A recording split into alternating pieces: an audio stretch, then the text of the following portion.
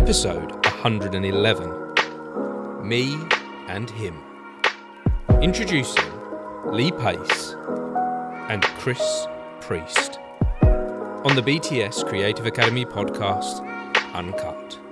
With me, your host, Martin Colton.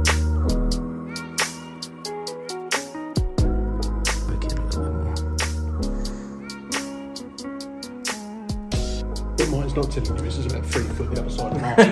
I'm sent.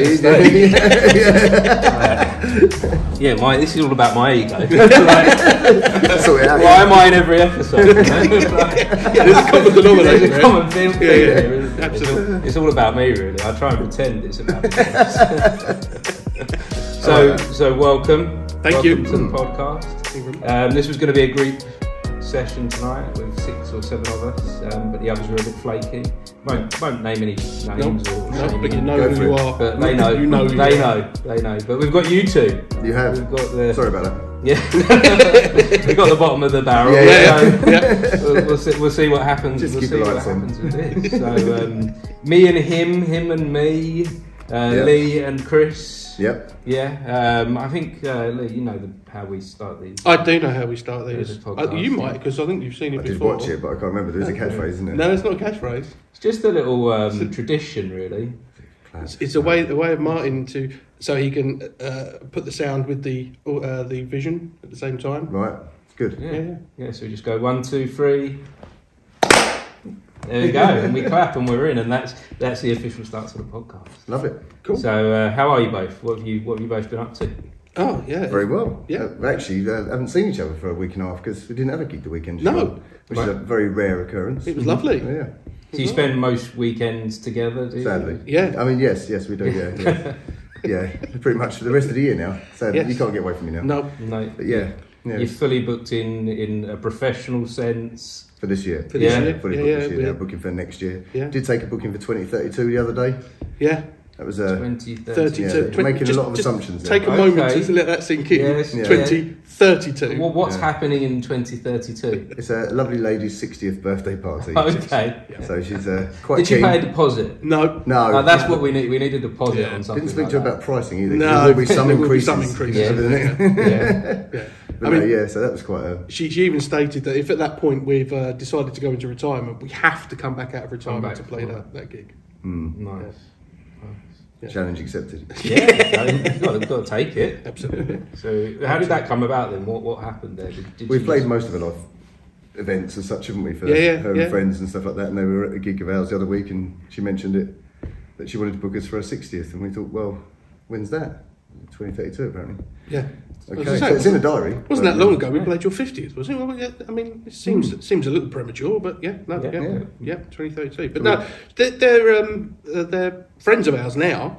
That we first started gigging down at Parringdon Sports and Social Club in Harlow. When we first did a couple of gigs down there, they were regulars down there, and they enjoyed us and started chatting and bits and pieces afterwards. And they've been, bless them, they've been following us around and coming to gigs all over the place, turning up in the least expected places. You know what I mean? We're miles away doing a gig, and they wander in. You're like, oh guys, it's really do you have many people like that? Do you have a following? Yeah. A bit blessed. What are they called, groupies? No, just mates. Yeah, not Yeah, I wouldn't say we groupies. have groupies anymore, but we have friends who like to come and support us, which is nice. Yeah. Yeah. But I think that that's something that we've always tried to strive for, isn't it? The fact that Having friends. having friends, yeah. But whenever we do a What gig, eluded me? whenever we do a gig, we always try and include everybody in the audience in as part of the gig. I think I mentioned this to you last time, and I was on last time. Breaking that fourth wall and having that conversation with the people. Yeah. As a result of that, a lot of the people that come to our gigs tend to... They feel like they know you. They Exactly, feel like yeah. they know you. They pretty much do. They pretty much do, yeah. Yeah, and they become friends and we see them on a regular basis. And no, it's nice. Yeah. Nice. Very good. Yeah. How about you? How have you been? Yeah, I've been doing good. Been doing lots of this. Excellent. Which has been good. Well, actually, so I've been doing lots of this. I've had a little pause, actually. In January, I did like an intense... it was pretty much every day I was sitting down with someone doing one. That's brilliant. Getting people in, people I know in, friends of friends, people I haven't seen in a long time, like you jumped in. And so I've got this big back catalogue now where I consistently put out 2 episodes every week, every Monday and Thursday. Wonderful. 2 episodes go out. And that's going to continue for like the next 3 or 4 weeks. And so this episode won't come out for about 5 weeks. Brilliant. So yeah, this will be in the future when anyone. Yeah. So hello future. Hello future. And so yeah, so then I had a little bit of a pause, and then I was like, whoa, like actually. Need to stop for a minute, and I need to do the other important things in life. You know? Figure out how I'm going to get some money coming in and stuff. And I do theatre shows as well. I do theatre shows here. Yeah. So organising that. So this is kind of like that's why I'm kind of ahead of myself with this as well, so that I've got time to fit in the other things. Because didn't I see recently you'd done some filming work as well? Yes. Yeah. So I still do a little bit of acting every now and then. Cool. A little independent film.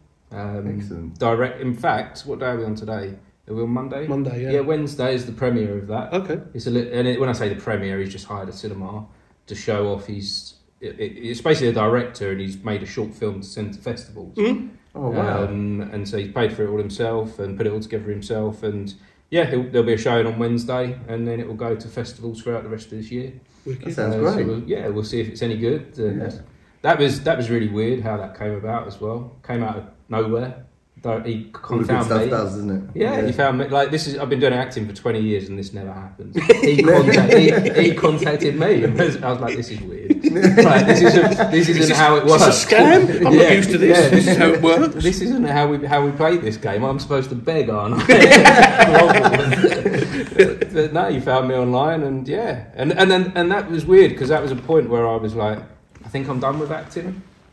I think I've like banged my head against the wall quite enough now. Has it renewed your? Yeah, a little bit, and it was pretty much. I said to my sister like 24 hours before he reached out to me, I'm done. Like I'm really enjoying doing the podcast, and I feel like I can take all the skills that I know from acting and apply them with this.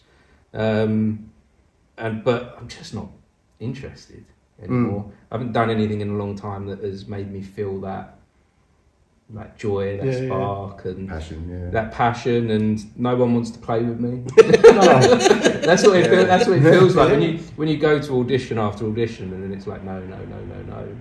It feels like when you're at school, and you're like in the playground. Can I come and play? No. Yeah. Do you want to come and play? And everyone's like, no. That is a hard one. So as soon as I said that, it changed, and something came up. So maybe I'm not ready to completely give up. Just yet. No. Well, like you said, sometimes these things come out of left field when you're not expecting them, and oftentimes the unplanned events are always the best ones, aren't they? Yeah. A cheeky right hook out of nowhere from the creative world. And it just gave me a reminder. It's not really up to me, is it? Like this life. I don't think so. Well, you can put yourself out there as much as you can, can't you? Yeah. But ultimately, the result comes from multitudes of places. Yeah. Everything falling in the right place at the right time. Yeah.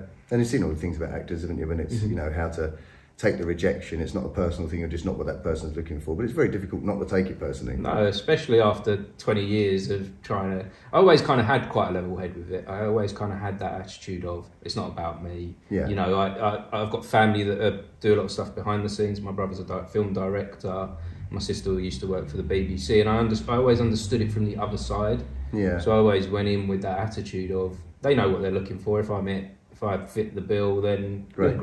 And did little bits here and there, but not enough to really get going with anything. Nothing that would actually start a career off. And so you get to 40 and you're like, what the fuck am I doing with my life? Like, chasing some rainbows here. Yeah, exactly. And you've got to be realistic.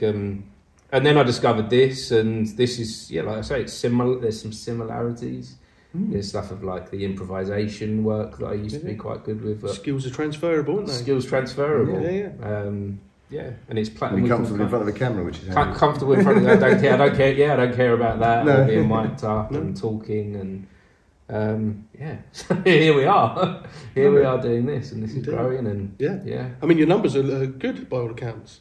The numbers are I started this in August, and the numbers are far better than I could ever have hoped for at this stage. Social media is a little bit more tricky. Social media, the game on there seems to be quite difficult to play because they all want you to pay money. Yeah, it's a financial thing. It's turned into, if you want growth on social media, you've got to put in money to get boost your post. Boost your post. So I'm not at that point yet to invest financially into social media, which will help the podcast on the other platforms when I do. But yeah, not quite ready to put finances into social media. But yeah, on Spotify, Apple, people are finding it. I think there's I always thought there was a gap. Yeah, definitely. For like, I enjoy creative things, theatre, film, and I didn't feel like there was the right podcast for me to listen to. Yeah. It's nice to see behind the scenes, isn't it? Because people are always interested in the creative world and everything else, but actually to speak to the people about it, something fresh. Yeah, and hear what like you guys are going through, like to understand what it's like to perform every weekend. Some people just think may just think you turn up and entertain them, but it's a lot harder than that, is it? Yeah. Sometimes we turn up and don't entertain them. Yeah. But yeah, no, it's. I mean, yeah. And what's that like for you? What's that like for you? And that when it doesn't work? To be fair, we've been pretty lucky. I mean, I've always said that we're very lucky in the States. We don't remember a bad gig. There's good gigs and not so good gigs, but even on the times where we've turned up and played to 2 or 3 people, I'm still standing beside my best mate on a stage having fun playing some music. So we're quite insular from that point and getting paid for it. Yeah, ultimately we're there to have fun. Yeah, we don't take. How many people can say they do that with their life? Exactly. They get to go out on a Saturday night, have fun with their mate, get paid for it, come home better off than you went out, which is rare. Yeah, absolutely. And play some music. It's a gift, really, to be fair. Yeah, and that's why we've been talking about retirement many times, and then we just sit there and go, well, what else would we do that's anywhere near as good as this? Yeah, exactly. Yeah. So where did you two come together? Where did you? I know, Lee, you shared a little bit of this with me, but where did you two discover each other? Where did this me and him kind of start? Oh, where did so me and him, or our friendship? Was the friendship first? Yes. Yeah. We're friends since we were 5. We grew up next door to each other. Right. Okay. So in Harlow. So very young. Yeah. Nice in this town. Yeah. Right. Okay. Born and raised Harlow guys. And so Lee used to stay quite often at his nan and granddad's, which was next door to where my house in Mundles was. We started playing, chatting through the fence in the garden first of all, laughing at me roller skating on the grass because Mum wouldn't let me use them anywhere other than the grass. It wasn't safe. You're both the same age? Yeah. He's a tiny bit older, so I'd like to remind him. Never going to let it go, are you? About a month and 11 days, but it still counts. We grew up next to each other. Then I moved to Silvercliff, and a couple of years later, randomly, he turned up at the top of the road, living with the Stickleys, didn't you? Right. And we reconnected again there. So you moved in and you started living close again? Yeah. Like 4 miles down. Not intentional. Yeah, he says that. You were following him, mate. Yeah. Long before Google Maps, mate. There was no stalking going on. Before Facebook? Way before. Way before. Going back a fair few years now. Right. Yeah. I mean, this was what, 2000 and probably 2001. Right. Okay. When I moved into Silvercliff. Yeah, probably. Yeah. And I didn't even know Chris was living that close. Yeah. You sound so sincere. He's always been a better actor of the two of us. Clear search history. I didn't realise. And then I was driving round the block one morning, just running the car because it hadn't been run for a couple of days, and Chris was out the front doing something, and I drove past and kind of stopped and went. I think I was under the bonnet in my car at the time. Yeah. We kind of reversed up and went, what are you doing here? He's like, I live here, what are you doing here? I was like, I live here too. Yeah. And we sort of reconnected again after a couple of years of being apart from each other. Right. Started playing some music in the garage. Mm-hmm. So you're just like catching up as mates? Yeah. Just rock out and... And then you came in at the time I was in a band called The Times, and we were touring UK and bits and bobs. Right. And that then finished because we were young and not working hard enough to keep it going and enjoying ourselves too much. And I was in a duo with my dad at that point. Still with that winning. Yeah, free beer. Yeah, free beer. Great. So for you, gigging was like kind of a normal part of your life. It's been a large part of my life. Been a large part of your life, yeah. I mean, when we were younger, I started something called stage directions. I didn't start it. I started going to it. Right. And acting school basically and theatre school. I quite enjoyed it. Invited Lee along. You came along, didn't you? And I think I probably stuck that out for 4 or 5 years. What was stage directions like? A youth drama? Yeah, exactly what it was. Exactly what it was. Yeah, we used to do a lot of things at the Playhouse and stuff like that. Yeah. Wasn't that where you did it? Yeah. You did Adrian Mole? Yes, yeah. That's the one. Yeah. Yeah. It's good fun. I did listen. Still got a lot of good friends in there. Yeah. Still got a lot of good friends in there and stuff, haven't you? Yeah, Yeah. absolutely, yeah. It's nice people. Yeah, but in those sort of places, they're the friendships that you build for life, aren't they? Yeah. They're where you find like your people. Yeah, find your Yeah. kin. Yes. Yeah, Yeah. absolutely, mate. Yeah, Fellow thespians. yeah Mhm. absolutely. And, I basically left, well, I say left, but I passed from acting into music and really sort of doubled down on that from Yeah. that point on. And Lee kept his toes in both fields, really, didn't Mhm. Yeah, for as long as possible. you? Yeah. Well, you're not out of it yet. Not quite. You still dabble every now and then, don't you? Well, I haven't dabbled for a long time. On the stage, to be fair. I've certainly done a lot more recent stage stuff than you have. Yeah. But it's still been a good fair few years since the last time I trod the boards. Trying to think what the last thing I did was. Probably your Lauren Hardy tour, wasn't it? No, there was one after that. We did the Laurel and Hardy tour, and then I think I did. Was it Midsummer Night's Dream? It was Midsummer Night's Oh, Dream yeah. at the Rhodes. Yeah, What was I've been it? stalking you as well. Like, you got stalkers. You can't say that. No, You can't say those. self-mill arts. Yeah, yeah. I think that was the last time I did anything on stage. Yeah. And what more about yourself? So, did your acting end with Pretty stage much. direction? Yeah, very young. Yeah, very young. I'd say I was probably 16, 17 when I switched over to music completely. Do you think you took anything from the acting background into your music, or are they Yeah. quite separate? No, I think there's a lot to the presenting part of it, I think, because when I started singing on stage, for example, especially solo, Yeah. I was very nervous. And, it's terrifying standing up there and having to sing and play, whatever you're doing. And but I drew on a lot of the experience I had from theatre to overcome that and push through it. And Yeah. then it becomes, like any art, it becomes natural to stand up there and the Yes, fear yeah. sort of dissipates. But all of that came from my previous experience on stage doing acting. So Yeah. I think without that, I would have had a much harder learning curve. Mm-hmm. Yeah, my daughter's a musician. She's in a band. She's excellent on the guitar. Yeah, And when I see her on the she started off in a drama class similar to stage direction. They're called Cats, and I can see that that's given her the confidence to be above and beyond the other people that are of her age. brilliant. When she absolutely. stands up there with the guitar, when she stands up there and speaks to the audience, Yeah. I know she wouldn't have that without the drama background as Yeah. well. Absolutely. I mean, what a base, isn't it, to learn? Yeah. Yeah. And I think it helps you in day-to-day life as well, to be honest. I mean, my daughter, I started enrolling my daughter in a theatre school. She's only 7 now. nearly Right, 8. yeah. She's on a break from it at the moment because it was too early on a Saturday morning. She was knackered. Yeah. But just like her father.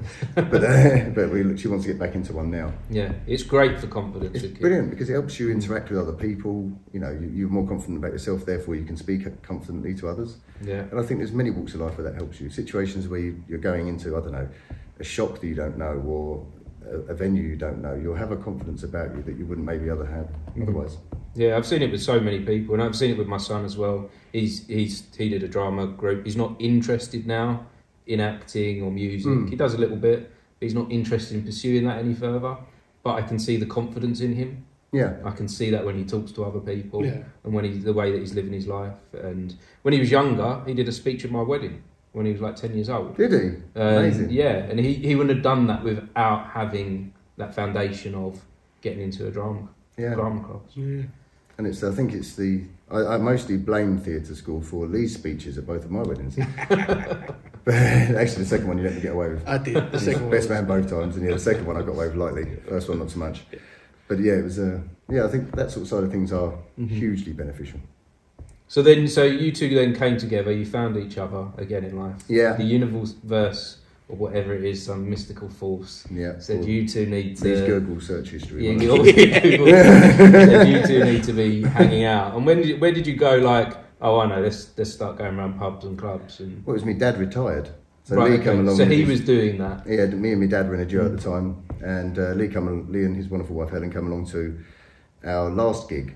It was my dad's retirement, and Dad just basically turned around and said, "Why don't you two do this?" Because we did a couple of songs with him that night on stage, didn't we? He said, "Why don't you two take it over?" Handed us all the gear, all of his tracks, because he'd created all the tracks. This is back in the day before you could just get a backing track. So Right, he created them all in our studio at home. playing all the instruments, all MIDI tracks and everything else. It's painstakingly long Yeah, process. you take that for granted, on don't mini you? disc. Like I got mini some disc. backing, Yeah. I got some backing tracks today. I just went on YouTube. Yeah, you just buy it, download it, And change download it, it, down, want. bang. Yeah. Karaoke version. That's Bye. easy. Happy Yeah. days. Yeah. He was one of the Bye. first to start. Yeah. Bye. Bye. Record sample, loop. Okay. Yeah. But it's so much. So back in the day, you'd have to sit in a studio. Yeah. Well, you could do that now, of course. Yeah, we did some But of the you tracks still, had but to do it back. There was no Yeah, option. 20 plus years ago, you had to be in a studio. it'd be a week's work for him to create a new track, every Right. time, and at the hundreds of songs he did. So he handed me all the tracks. I thought that's a bonus. Yeah. I mean, Yeah, that sets you off. some of those we still use now. We do. Yeah. Yeah. Yeah. But yeah, it was a painstakingly long process. It was lucky enough to have a studio. But yeah, it was a lot of fun. And then Was it a basically- particular type of music that was being done? It was everything really. So 50s till modern time. Back then, we've been doing it 16 years now, Yeah. so quite a while ago. But yeah, so And a lot of that music's still very popular. Oh Yeah, yeah, it was yeah. a Brown Eyed Yeah. Girl, Yeah, and yeah. all that sort of stuff, and Johnny B. Good. And Yeah, all these sort Great of Balls of things. Fire, do you know what I mean? All the All the- classics. Yeah. And then we've just taken it and advanced it more with some more modern music as it's come out, really. Yeah. Try to expand it slightly. Yeah.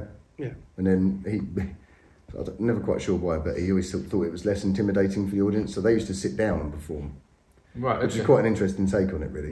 And they used to sit down thinking, allow people to be more comfortable to dance. First thing we changed, we stood up.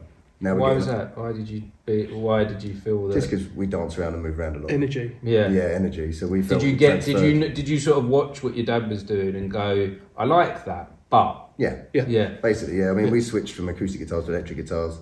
We did a lot of upbeat stuff. I mean, most of it was upbeat music anyway that he was doing. But we also wanted to stand up and jump around like idiots and stuff to get the energy transference across, as you would on a stage. Yeah. You try and transfer that energy to the audience. Where was that born from? Where did that come from? Oh, probably. Mostly my inability to sit still. Yeah. Well, probably the performance I'd say thing, the isn't it? theatre. Yeah, it's the theatre Yeah, again, theatre. isn't it? It's Yeah. putting on a show. Yes, It's On a stage, you have to be larger, Yeah. don't you? With everything you do. And Yeah. that's what we sort of transfer to stage as well, really. Yeah. And as we're getting older, we're thinking about sitting back down. you understood what your dad was Yeah, actually that makes up sense, to now. yeah. It all makes sense. All Two of a bad sudden. knees, a bad neck, and a Yeah. bad back. And I'm like, yeah, sit down sounds sit fun. down, sit down, sounds all right. Yeah. But yeah, no, I we think- still jump around like idiots for Yeah, most of the weekend, don't we? pretty much. And then you get in the car at the end of the night, and we sit there. We take about 5 minutes before we go anywhere, and just go.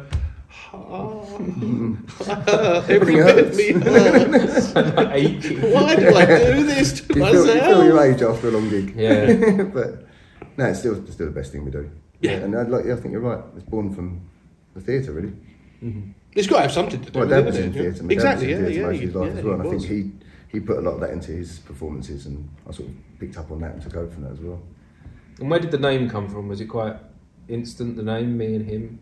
I think we have slightly different recognitions. of this. I don't. I'm pretty sure it's honestly, me. I don't You think it's honestly. your wife? I think it was the wife. Yeah. I don't honestly remember. Or do you have to say that? I think it's contractually obliged. Yeah. I think technically I also have to say the same anyway. Yeah. So your wife. Yeah, let's just say, Let's not cause any just in grief. case she listens. I had I have a Helen. very vague recollection, and I could be talking absolute nonsense. I don't know. It's just a vague recollection of us sitting around somewhere, and we were talking about bits and pieces, and we were on the subject of names. We were trying to think up some fun and exciting names. They were all a bit rubbish, and then. What else did you come up with? Can you Oh remember? no, I can't even remember. They would have been rubbish. They would have been absolute tosh, Yeah. which meant nothing to anyone else, but would have been an inside gag for us and made us laugh every Yeah. time, but would have made no sense to anyone else. No. And then I think we were talking about, and Helen said something like, "What are you trying to do?" We were like, "Well, we're trying to think of a name for me and him," and she went, "Just There you just go. use me and him." Yeah. And we Me and went, him. "Oh yeah, all right." And the age-old question, we've never sussed out which one's me and which one's him. I think you just did there, didn't you? Nah. The way It's you just you. referred that, It's the you. way you referred Yeah, the yeah. question. I'm trying to figure out a name for me and Yeah. him. Well, yeah, but if You he'd were have me said in that It scenario. but- if he'd have said that, then, it would have been the it would have same. been the other way around. Exactly. And I guess it's one we shouldn't really look to answer. No, I think we it's don't one of have those. to. It's Bit one of of those mystery. exactly, mate. Yeah, you want Bit the of mystery. You don't want them to know everything about you, do But you? it's me. Can't reveal all the But no, I think the other idea behind the name was the fact that we can do, is we never liked, we still pride ourselves on we never cancel gigs. Okay. Very rarely, unless it's an absolute emergency. But we both got stand-ins. Right. So if one of us is ill, we have a stand-in. Okay. So the idea of me and him is one of us is always there. And what, a different stand-in for each of you? Have you Yeah. got you've got your own understudy. Our own understudy. Your own They don't go understudy. to the point of looking and And then a Stick on beard, yeah. just very Shave all their hair off. You've got a slightly different version. Like, Yeah. Lee's lost a bit of weight this week. He's looking trim, isn't he? His height's different. What's he taking off the heels this week? See, now that would also work as well. So, for example, Chris's wife, Beverly, is also an amazing singer, an amazing performer. Yeah. So no, she won't watch this. It's fine. She probably will. She won't. So if, for example, if I could make it and Bev was to stand in for me, it could still be me and him, which means she would be the me and he'd be the him. Yeah. So it still works on a universal level, depending on who needs to cover what or where. But yeah, I mean, we've played gigs before now when we have both been incredibly unwell. Incredibly unwell, and we've still gone out and we've done the gig. Yeah. I think especially if it's a wedding or something, you can't just you can't drop them at the last minute, and no. it's a big day, so you battle through. So that takes me on to something actually that's quite interesting. So recently, I had a thing with one of my kids where they're going to know. They don't listen to this. What am I saying? They're never going to listen to this. And if they do, maybe that's 10 years in the future. Exactly. They've forgiven you by then. Yeah, they've forgiven me by then. But yeah, one of my children, they were feeling really ill when it was a technical rehearsal for a show. And I was trying really hard to explain to her, you've got to get up today. You're part of a machine. Yeah. You're part of a group. You're part of a team. You have to push through today. This isn't just about you. Yeah. The bigger picture. The bigger picture. Yeah. She didn't end up going. She won the battle. Right, yeah. You know, as teenage daughters do. Yeah. But I feel like that kind of mindset of pushing through is changing for a lot of performers. I'm hearing that from like a lot of sort of young 20 to 20-year-olds that are coming up, and they're like, oh, if I don't feel up to it today, then I'm not going to do it they're going to protect their mental health. Yeah. And they won't go on stage and it's 100%. Yeah. So I'll go on stage at 20. 20% is enough for me to get up there. yeah, and that's it. So how do we? I've always pushed through as well. I've always had the mindset of kind of like the show must go on no matter what. Yeah. I mean, you did an entire actually run of panto, dressed as a pantomime cow with glandular fever. Yeah, with the mumps. With the mumps. I had the mumps. Yeah. And like, do you know what I did? That's commitment. I did drop out. I did a week. Yeah, with the yeah. mumps, You and still then- did a week, though, mate. I did In a cow. week. In a And cow. and I think I was told no. Yeah. Like, They had to stop him. I think you're dying. Now is the time to like go to hospital and Yeah. sort this Go and out. get yourself sorted out. Yeah, and I Come back think when you're That's back. enough. And I was in hospital, so Yeah. I had to get to that point. Maybe I shouldn't have pushed it to that point, but I always had that mindset of it's not just about me. Yeah. That there is a whole thing going on here. I'm just one clog in the machine, and if I come out, then I wouldn't want someone else doing it to me. Yeah. No, you know, exactly. Yeah, absolutely. Also, I like to stick with the mindset of, without getting too much into my day job, I like to stick by the mindset of I want as least regrets at the end of life as I can. Yeah. I don't really ever regret doing things. I regret not doing things. Yeah. So I think, do you know what, if I can, I'll do it. Yeah. And you FOMO is what we refer to A it huge as. fear of Yeah, missing and out. Yeah. Yeah, FOMO, and you'll remember those days that you pushed through and you worked hard, but them days where you, I want to say give up, but those days where you go, yeah, I'm not 100%, I can't do this. Those days will just be lost, won't they? Yeah. They won't mean anything No. come the end.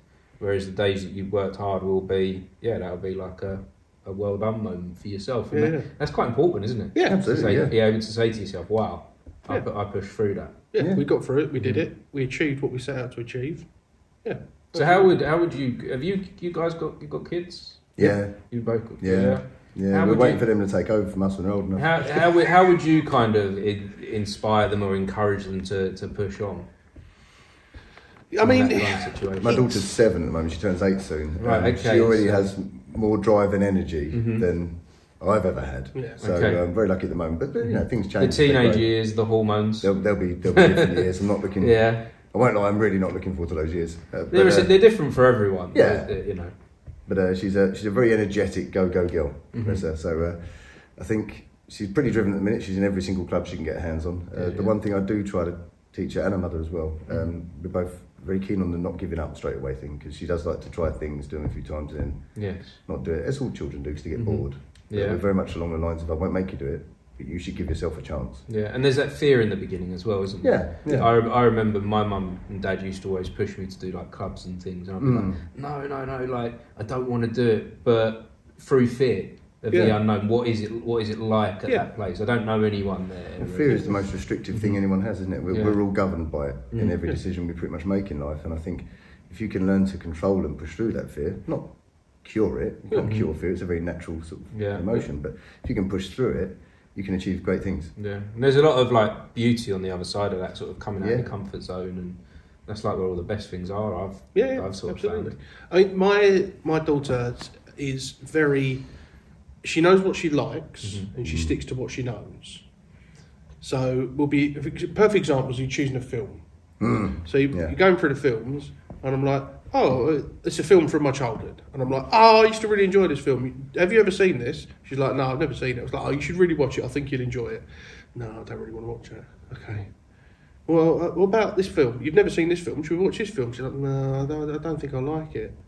I'm like, okay, well, what do you want to watch? And she's like, I don't know, Hotel Transylvania. I'm like, we've seen it 20 times. Yeah. Which one though? Because there's comfort in it. There is a comfort in it. Yeah, that's why you know you'll enjoy it. And the fear of trying new things. Absolutely, but I have to say to her every single time, I'm like, right, okay, so you really enjoy that film, yeah? That's one of your favourite films. She's like, yeah. I said, so if there was a point when you hadn't seen that, so you had to watch that film for the first time to understand that you enjoyed it. So why, when you're making a choice about this film, it might be exactly the same. You might be missing out on the best thing you've ever seen because you don't want to watch it, because you want to watch something you've watched before. You have to try new things. You have to open up those chances and take those opportunities when new things come your way. I mean, don't get me wrong, sometimes she listens and we put the film on, and within 10 minutes she turns around to me and says, I'm really not enjoying it. I'm like, fine. That's fine. We tried it. We gave it a go. Now you have an opinion. That's absolutely fine. Have you tried Scarface yet? No, that's a good film. That's a good one. I thought Scream might be a good one. It's a bit funny, isn't it? She's 11. I get it. I made both my kids watch It's a Wonderful Life last Christmas. Okay. Good. Yeah, no. They absolutely felt like they were being tortured. Really? Yeah. I was like, they do it 10 minutes more, it's magical, it's got so much meaning. It gets going. And they were like, where do we look? Where do we put that? This is hurting our eyeballs. Because they're just not used to sitting through something that's like slow paced. Everything's go now. Yeah, everything's like, you turn on a film now and it's like explosions within the first second. Yeah. Whereas that's like a slow build story, and you've got to understand what the guy's been through to understand what it means at the end when it all changes for him, or he gets that second chance. Yeah, and they just couldn't, like, that was worse than any horror film I could have presented. Brilliant, well done. Punishment from this point on. I mean, the one thing I don't get in modern movies, I love all movies, but I miss about the old films where you could actually hear dialogue. Because now the TV, I've had my surround sound on and turned right up to hear and speak, then suddenly there's an explosion that blows my house open. Yes. And it's like, these levels aren't right. Yeah, is that us getting older? Yes, I definitely think it's that. I didn't want to say anything. Yeah, no, I do sound like my dad. I did know, because I've got exactly the same problem, actually. I was watching something the other night. I was watching Game of Thrones. I was revisiting Game of Thrones. And a lot of that's like that. The dialogues, some of it's quite a mumble. And they all talk like this. They're all very epic. Just a moment. Just a moment. Was that on Netflix? Where I was watching it? Yeah. No. Oh, okay. No. I was going to say, I read something the other day that might be beneficial to the peer review. Subtitles? No, not subtitles. There's a setting, and I can't remember which streaming service it was. I think it was Netflix, but it might be the same for all the services.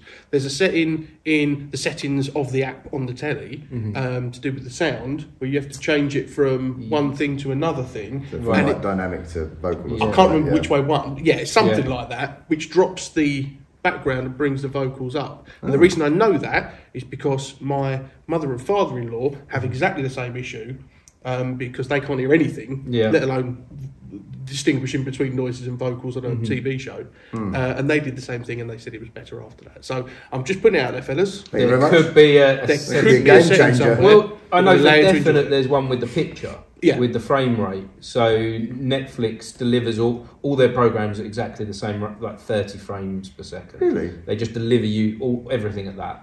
But not every film is made at that, especially older films. A lot of older films are made at 24 frames. Yeah. So if you watch it at a different frame rate than what it was made in, it can seem unreal and a little bit blurred at times, and it feels jarring. So again, you can go in and you can change the setting for that. I'm going to have a play with it. You've got to have a play, and you can only play with the settings if you go online. It doesn't work on your TV. No.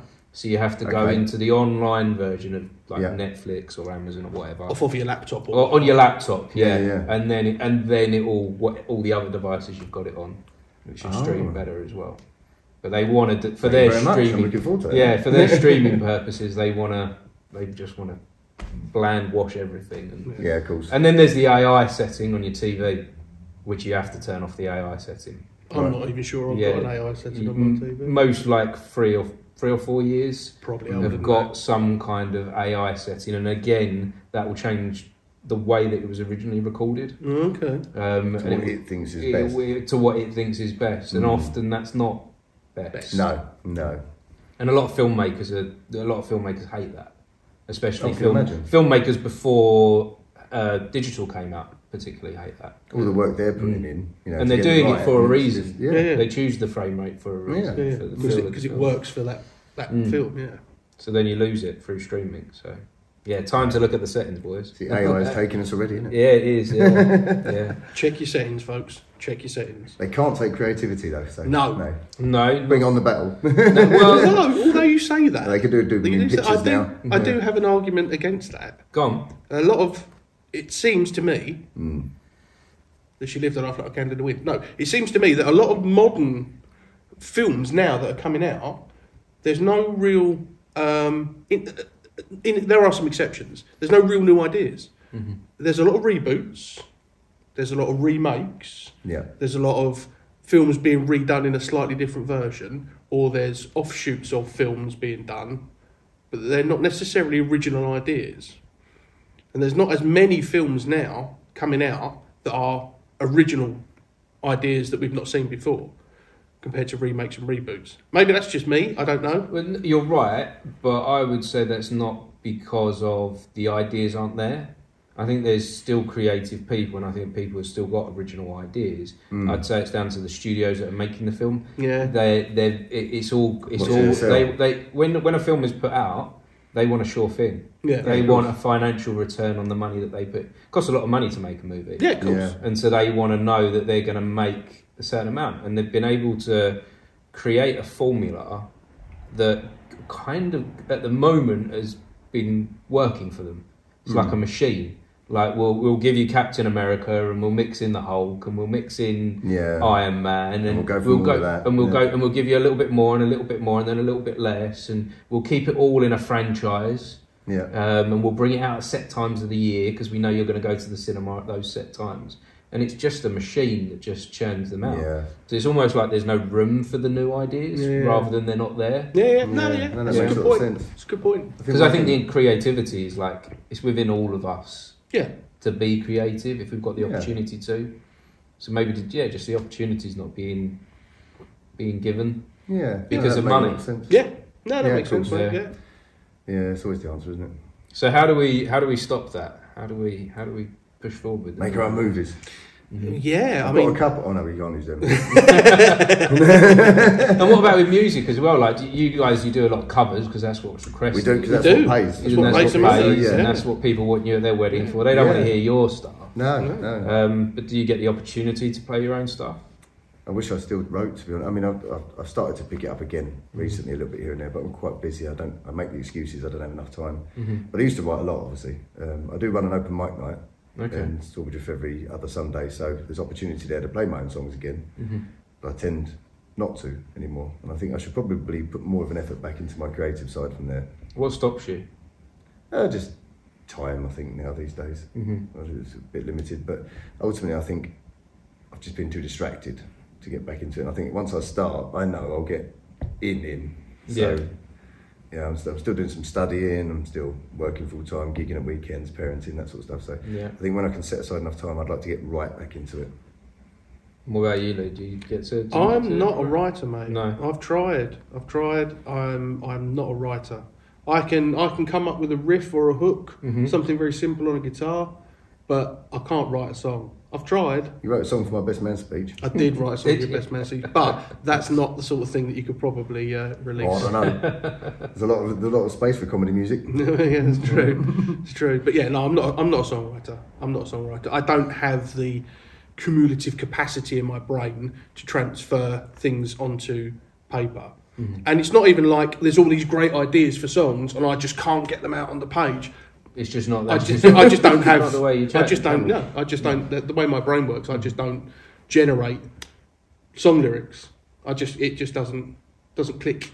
So do you get to do anything new with me and him? Do you get to like play around with it because it's your thing? Oh yeah, yeah, absolutely. I know you're doing it for a paying audience. Yeah, we change the songs up, but we do new songs all the time. Most of the songs are done in our version, our style. They're not necessarily exactly the same. We don't ever sit down. People often laugh at this, but we don't rehearse very often because we don't ever sit down and actually learn the songs. You know, every little beat and lick exactly the same. Okay. Everything's got our spin on it. Yeah. So how does that come? How does it come about then? Pretty much naturally. Yeah. So you'll just you'll pick up the guitar in the pub with everyone else in front of you. Like I would create the track and put the music down and bring it along to show Lee at a gig and go, we're doing that. Yeah. Right. And okay. And he just has to work it out as he goes along. Put the words of course down in front of me, and I'm like, oh, okay, fire away. You crack on, mate. I'm sure I'll recognise it at some point. 9 times out of 10, 30 seconds into the song, I'm like, oh, I've heard this. All right, I'm on. I know this one. All right, I mean, I've done it before, and where I've downloaded a backing track, and I've said to Chris, we're going to do this weekend. I'll send him over the track on like a Thursday or a Friday. It scares me when you do it though, because it's rare. bring the lyrics with me on a Saturday and go, there you go, mate, we're doing that one. And he's like, fine. Bring it on. Son, let's go for it. And do you think that's something about like the relationship between the two of you? The way that you two, you've known each other for so long, that you're kind of like, I'm guessing you're kind of like in sync with each other creatively. Yeah. And you trust each other. Yeah, I mean, trust is a big part of it, certainly, I think we both have a very lucky gift where we don't really fear failure. Mm-hmm. So if a song goes horribly wrong, we don't break down over that. We crack on with the next one and it'll get better. Yeah. You know, so we don't worry about standing up there looking silly for 3 minutes. No fear of that. So how do you not fear failure then? So you're in a pub. By failing a lot. Yeah. Yeah, you just keep doing it. You just keep doing it, and eventually, it's not like you become. I wasn't going to say you become we've numb. got 16-year failure, but success. I mean, you never become numb to it. Do you know what I mean? It's not like you do it so often that now you don't recognise. You don't go chasing it. But you don't go chasing it. No, exactly. But you know, we might do a song, be a new song. We both we're like, oh yeah, we'll do this one, and we go through it, and we turn up and we do the song, and actually. We finish the song, it doesn't work. Mm-hmm. It doesn't work for what we do, it doesn't work for the audience. Yeah, the audience didn't know it, didn't like it, killed the mood, whatever it might be. Exactly, yeah. Didn't work at that point in the set. So you have a think about it and you go, okay, well it didn't work then. Could we look at moving that to a different part of the set? Maybe move it in a bit earlier where it's a little bit more warm up in the earlier part of the night. And ultimately you've just got to make that decision and go, well, actually, it's a good song. Mm-hmm. But it's not for us. Mm. And we just put it to bed, stick it to one side and go, just try something else. It's the same as when you're, creating a set as such, our sets are flexible to a certain extent. So if we turn up and there's sort of an older crowd there, we'll stick in what we call set one a bit longer, which is your 50s, 60s, 70s, 80s. You get a feel for the audience. Yeah, absolutely. And you create around that. Same as but then generally speaking, we have a set formula that works. In theory, and the same way that if you're creating, I suppose, a play or a movie, all the scenes go in the right places to normally create the method and message you want throughout the whole movie, don't they? Mm-hmm. Yeah. And the set creation. Because I guess are you building up to something throughout the night? Carnage. Is that kind of what it is? Yeah. We want high finish carnage. Yeah, absolutely. At the end of the night, just before the last bell goes, or just before everyone has to clear out, we want the room jumping up and down and everyone going on their feet. Yeah. And then that way we finish. And everyone leaves on a high. Wanting more, And then wanting you back for next time. Absolutely, Yeah. and you know, Well, hopefully, and you know, in some cases, I suspect there's probably some truth to this. That actually, the 2 hours that you've done previously aren't really the memorable part. It's your last 20 minutes. The beginning and the end, people tend to remember. The first impression. And at the end of the night, middle stuff gets lost a bit. Yeah, the middle, the bit in the middle. Well, because if you're in a pub or club, like, or even a wedding, they're doing their own thing in amongst you players. Yeah, absolutely. Everyone's chatting. Yeah. Especially at weddings, you know, people are talking to each other they haven't seen for ages, and families and meetings, a lot going on. Yeah. So if you can get them on the dance floor, then you're doing the right job. Yeah, absolutely. But we've never, you know, we're not the sort of band that would demand people to come up and pay us attention, and you know, it's just we're here. We're just here to have fun. We're here. We're going to be over here having a laugh. If you want to come and have a laugh, feel free. If not, crack on. You do you. Do your own thing. It's not a problem. There's no pressure. It's very different to gigging alone. Gigging with a friend beside you, because you can still have fun even if everyone else is doing something else. You two are there and doing your thing. Still wind each other up and take the mick out of each other all night. You know, set each other up for silly gags. Yeah, it's good fun. Have you got a? This might be a hard one. Have you got a shared like highlight, like a moment that you're both like that? I loved that night. Do you go back to somewhere as like, oh, that was the night? I think there might be one that we have which is probably similar, but it wouldn't be one night, it would be a series of events. The Bell. In Sorbo. Yeah. So the old Bell in Sorbo is a lovely little pub, but it's quite small. We used to play in the first bar, so you've got the bar that runs along there, and it's literally like a little rectangle room, door in there, and you can go out that way and you can go out to outside out there. And it's not massive. I mean, you get 25, 30 people in there. So it's about the size of the stage. Yeah. And it's pretty tight. And when we used to play in there, you'd get to, you know, coming up to 11:30 when it's got to start, you know, music's got to stop at 11:30. And you come around and you've got all these people in front of you, all like that. Just a sea of heads. And like literally, we're playing and people are here. Do you know what I mean? They're right there. They're all dancing and jumping. I don't know how. Yeah, there's no space. You start playing Mr. Brightside, and the place just erupts. And everybody's sweating because the ceiling's low, the heating's on. We're all sweating. Everybody's boring, jumping around, going crazy. It was one of those points where I remember it a couple of times in there where we stood back after the song finished and everyone's cheering and having fun or whatever else. And we just looked at each other and went, yeah, that was a moment. That was why we do what we do. Yeah. How does that feel? Amazing. Yeah. Euphoric. Yeah, there's very few times I'm very passionate about music, and I get, you know, the hairs on the back of my neck stand up when I hear, happened last night, open mic night actually, a young lady called Jazz, who's got a phenomenal voice. When she sings, the hairs on the back of my neck go, and I love that. Yeah. Really emotional moment. Very rarely do you get it playing yourself, and those are the times when you do. I stood there afterwards, after the song had finished and it died down, and the hairs on my neck were going crazy. I was like, whoa, that was fun.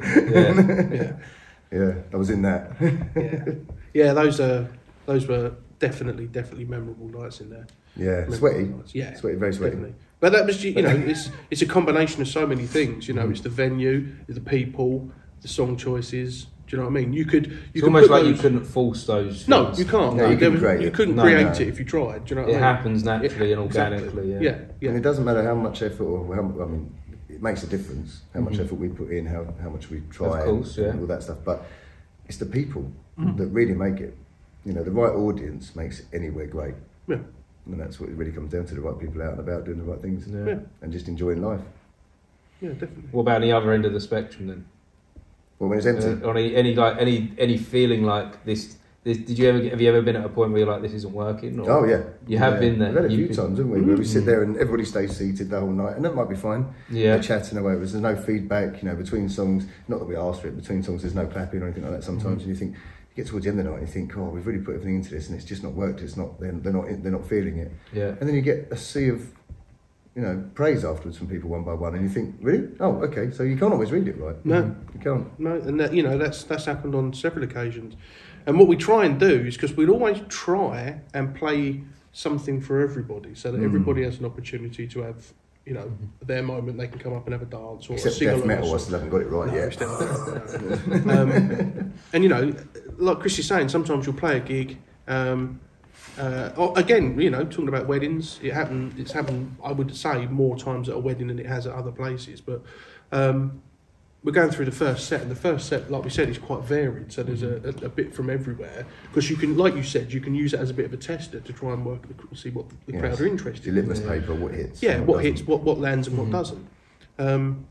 So you're playing the songs, and people aren't reacting to it, and you're like, okay, we'll try something else. So you try something else, and people aren't reacting to it, and you're like, okay, well, we're running out of ideas here. Let's try this and see if this works.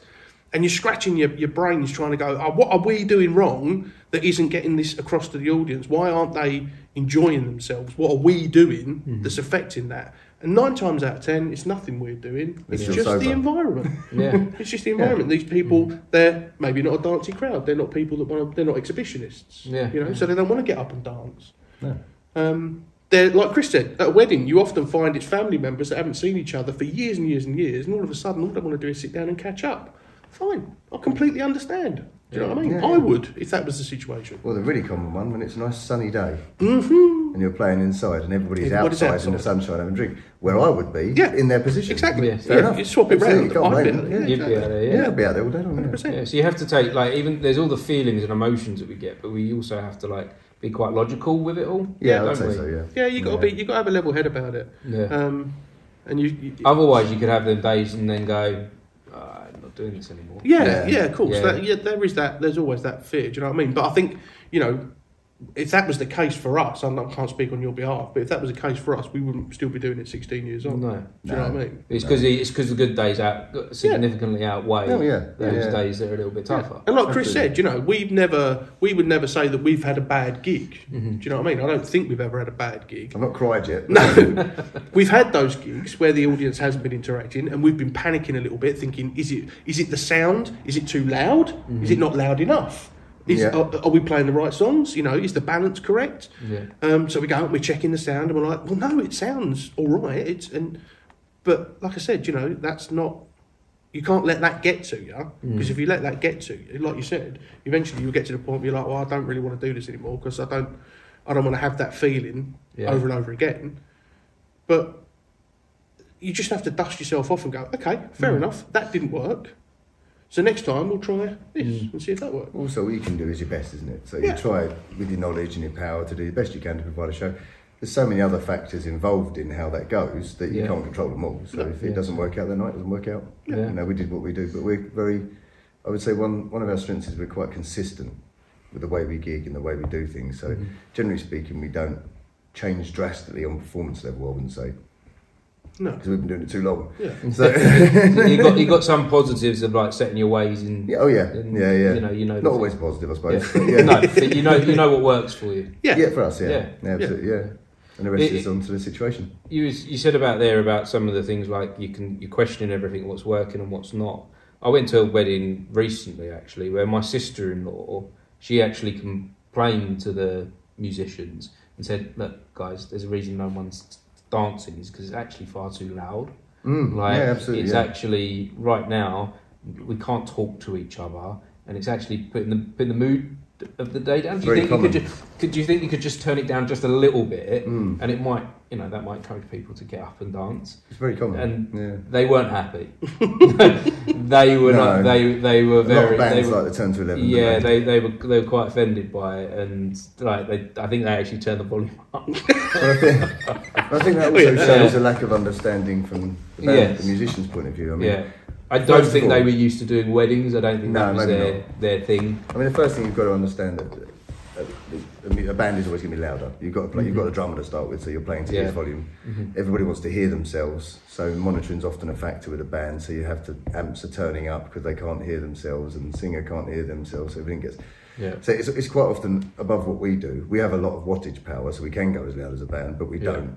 Everything we do is compressed and through the desk, so we can run very quiet or very loud. Yeah.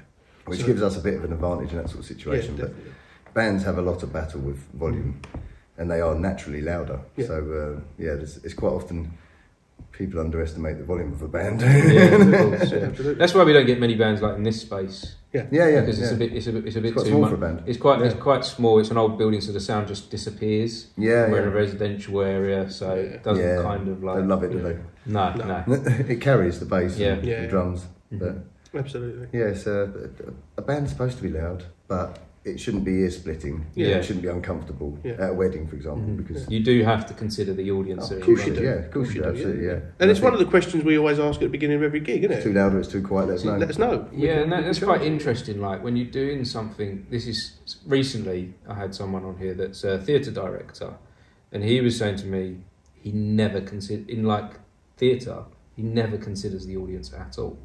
Wow. So Okay. he never takes that into account. Okay. He does his vision.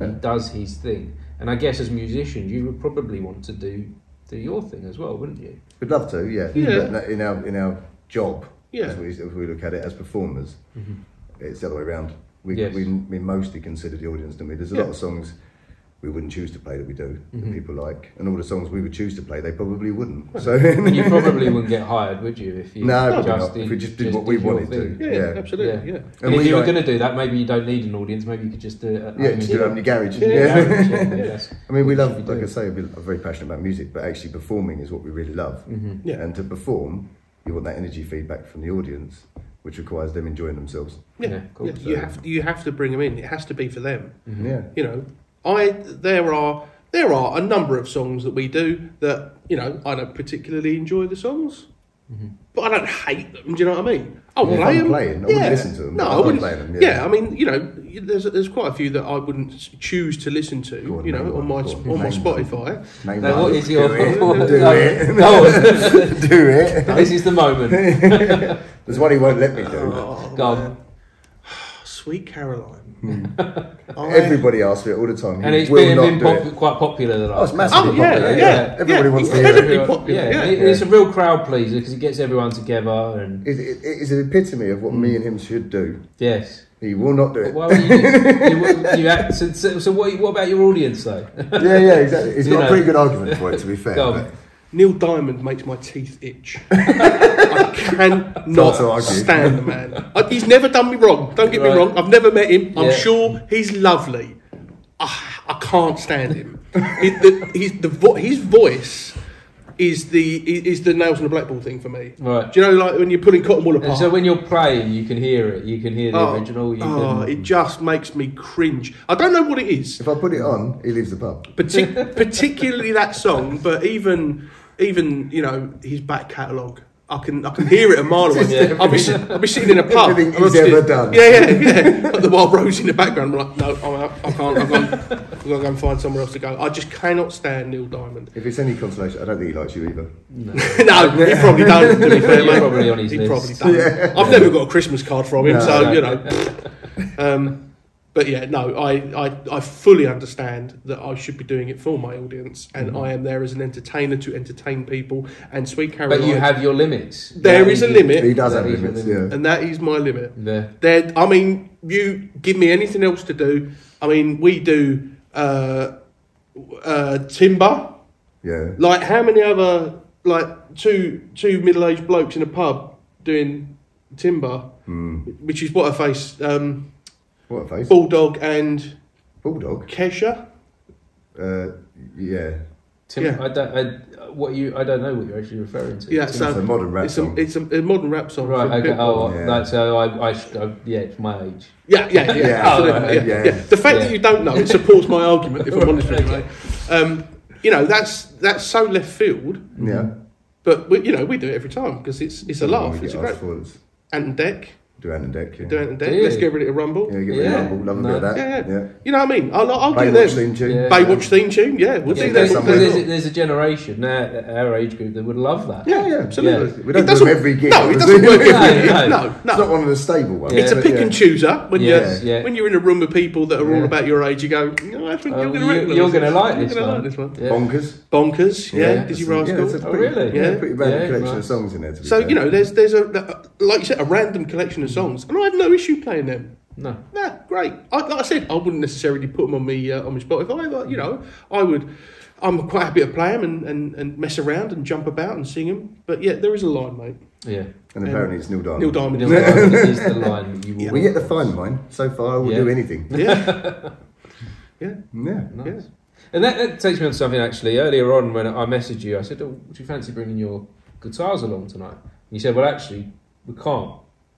Tell me about that. Why we can't? Because this is something for the future that I was considering. Yeah. Now bringing into the podcast. I know you've had like Dan Thomas came on. Yeah, and he played his song. He played his own song, but it's his song. Yes, which is fine because we do covers.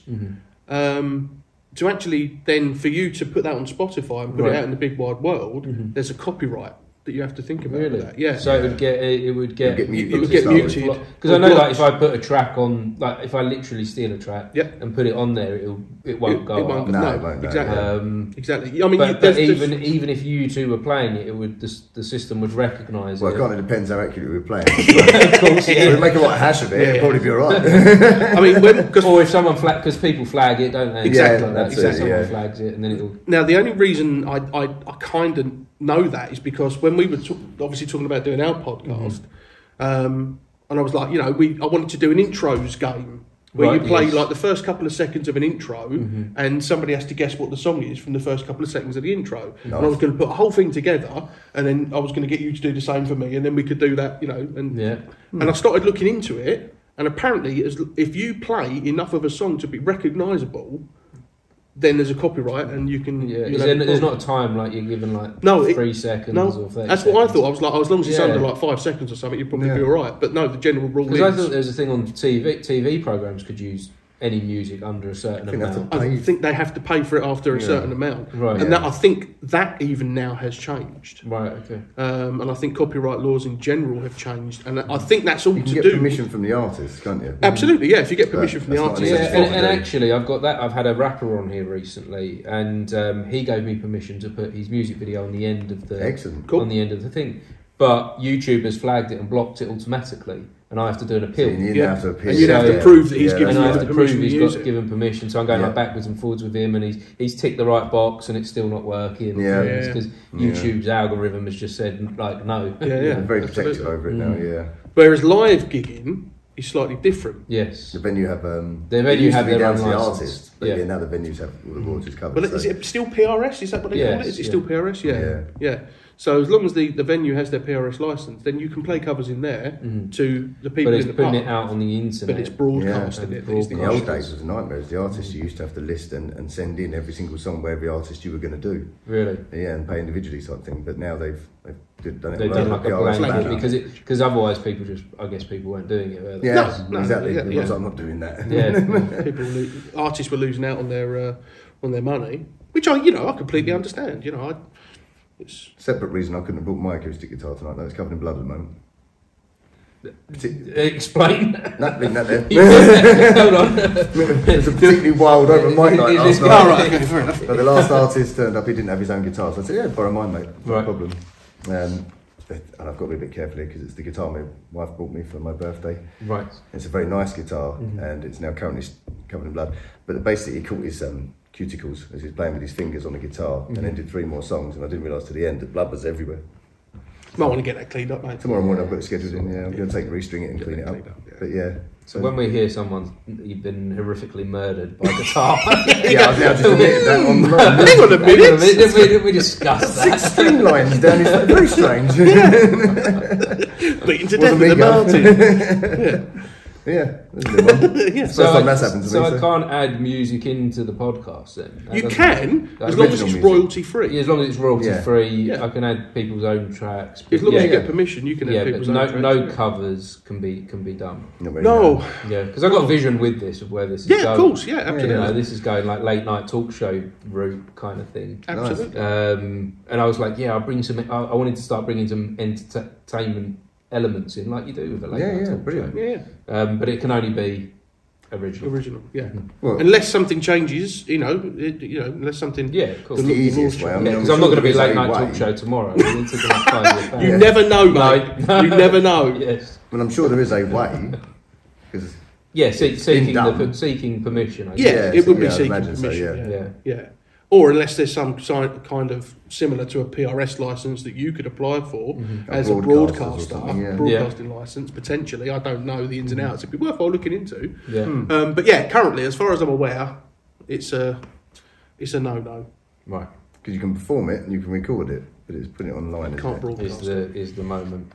Whereas what we're doing with this, we're sharing it with the world, broadcasting on multiple different platforms. So yeah, exactly. We need to make sure we're doing it right. Absolutely. So that's good that you've told me that. So cool. Very rarely he comes up with something useful. Yeah. Every now and again, there's a little pearl of wisdom, mate. And then when it comes out, I'm like, I better take note of that. I'm glad we got that recorded. I should probably check that. Doesn't sound right. So tell me about the podcast then, because I've listened to the first 2. Well, that's all there is at the moment. That's it. Right, I started 2. Yeah. So why did the podcast start? Why did you do? Why did you start this? Something you wanted to do, wasn't it? Yeah. I'd been listening to a very similar story actually as to yourself. I'd found that I used to drive a lot for my last job, driving up and down the country, and rather than listen to music, I would rather listen to a podcast or stand-up comedy. I used to listen to a lot of stand-up comedy or a podcast and driving along. I used to really enjoy it. And then I found myself in some cases when I had the opportunity to chuck something on just to listen to while I'm doing something else, I would choose a podcast over and above music. Every now and again I'd stick a bit of music on just for a change, but I would listen to a lot of podcasts. And it started to work on me, and I was like, oh, that's a really good idea for a podcast. I wonder if it would work in this format, or I like that element. And I started coming up with these ideas. And I said to Chris ages ago, I said, have you ever thought about doing a podcast, like me and him podcast? And you were in straight away, weren't you, pretty much? Yeah, I don't say no very often. No. I'm very much yes, mate. I like the opportunity again. I'm like, yep, I'll give it a go. Give it a go. Try it out. Yeah. Power of yes.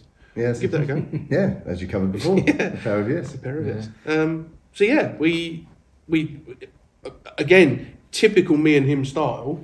Planned nothing. We stuck a post out on social media and just said, like, we're going to do a podcast. If anyone's got anything they want to know, any questions, anything they want that you want us to discuss, chuck it our way, and we'll rattle through them. And that's literally what we did for the first 2 episodes, which is currently all we've got. We are going to do a third, but you have to. There's so much. Like Chris was saying, demand's there. The demand is there.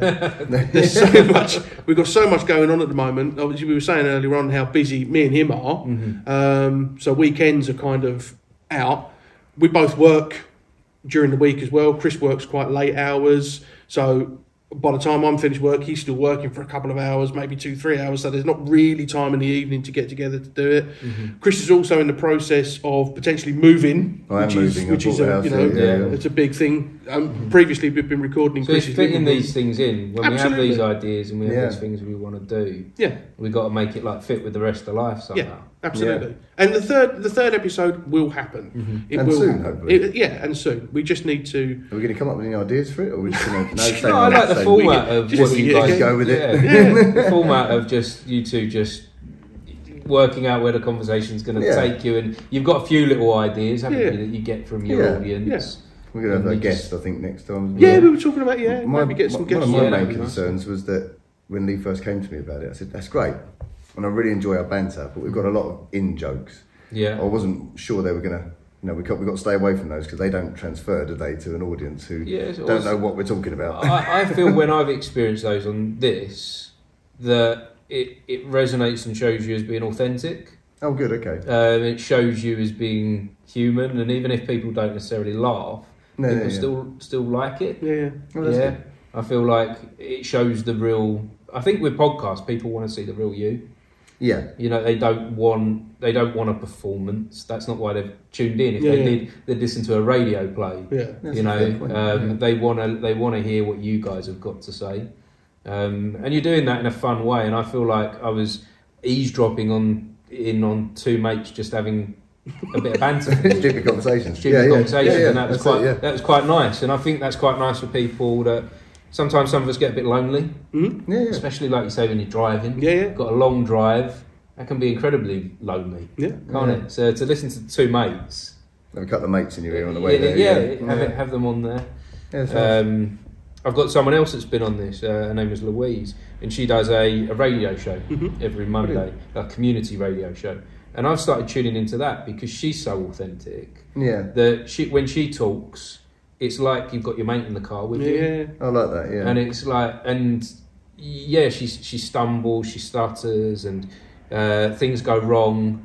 But that's life, isn't it? She's honest, she's just honest about it. Yeah, She's like, guys, I don't know if there's traffic in the town at the moment. The board's not working, so like, good luck out there. Yeah, there probably is, but there probably is. Like, probably best just go on Google Maps. Just stay at home today. Don't worry. Yeah, and you enjoy that, and you're like, yeah, my mate's in the car with me, right? Like, I don't know her as a mate. I know her as a guest on the show, but it feels like you got a mate in the car. Yeah. And it felt like I had two mates in the car when I listened to you guys. So that was the sort of intention, really, isn't it? But absolutely. there's no pretense there. It is just us chatting we're in my lounge doing those podcasts so far, aren't we? Yeah.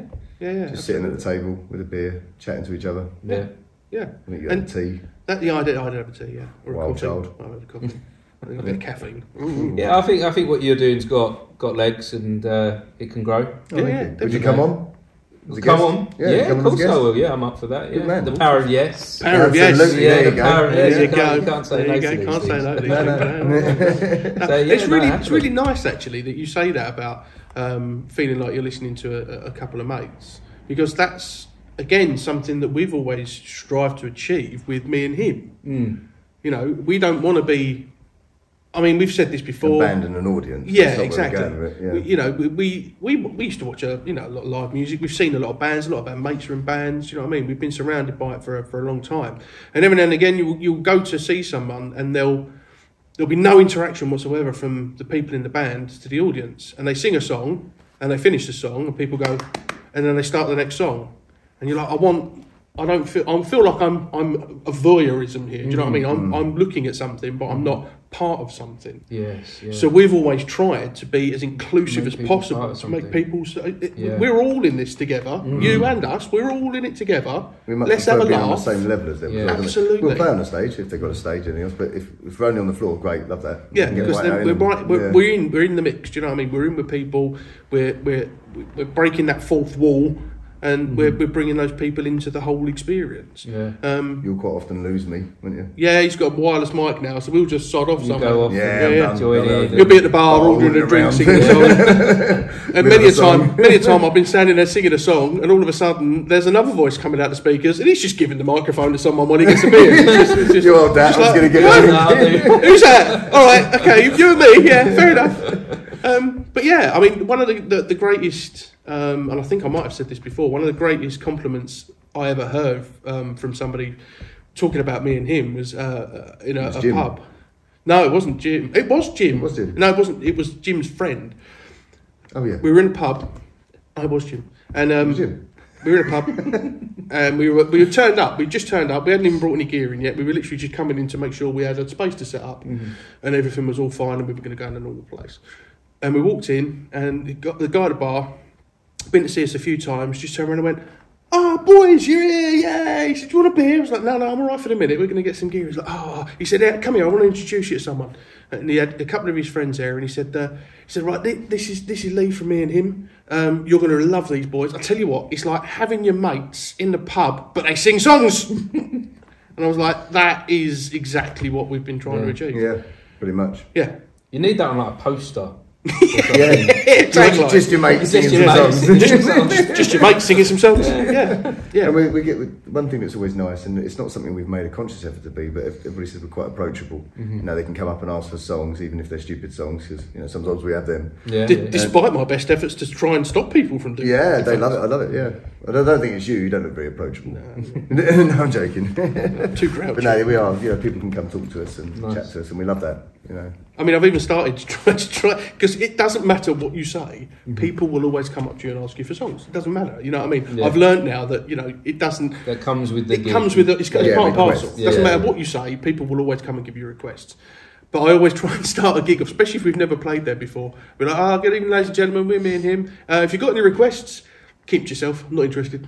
And that usually gets a bit of a laugh. Yeah. Sometimes, other times, he's a bit rude. Yeah. And Chris is like, "Really? You're going to start like that?" I'm like, yeah. Yeah, start doesn't mean to go on, mate. Do you know what I mean? Let's Set the tone. set the tone. Yeah. But inevitably, people will still come up and ask for songs. Yeah.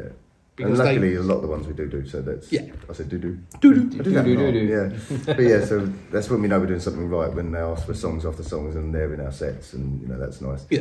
I would say we've fallen down a little bit lately on some of the more modern stuff, and I'm not sure I really want to do it, so... Get a lot of Taylor Swift requests. I'm not sure I could pull that off. Right, okay. Yeah, there's some challenging, more modern stuff out there. Yeah, a lot of Drake we get asked for. I'm Yeah, not so sure. what does the future look like for you two? Do you keep This, but greyer. evolve? Yeah, but do you keep evolving? Grey up. All right. Bent over a bit more. Yeah, but I'm very grey already. Yeah. Bent over a little bit. Yeah, a bit more of a hunchy, limp. bit more, yeah. One more lead, it doesn't work. I'm actually just looking at your beard. It's very dark still, isn't it? There's a lot of grey in there. There's a lot of dye in there, I think. There's Yeah, no that's what I dye in was it. thinking. I was thinking that's well kept. That. Yeah. There's no Grecian that has touched questionable. this. I don't know. I'm gonna go back. I'm gonna go back last time we met. Compare and contrast. Compare the beards. There's a lot of grey in my Yeah, beard. because I do admire a good. I've always loved having a beard. It's a strange thing, and I look at a beard and I do admire a good beard. and it's- I'm the same, mate. Well, I've never been able to... I tried in lockdown to grow a big bushy beard, and it just goes out. Mine doesn't go down. It's weird.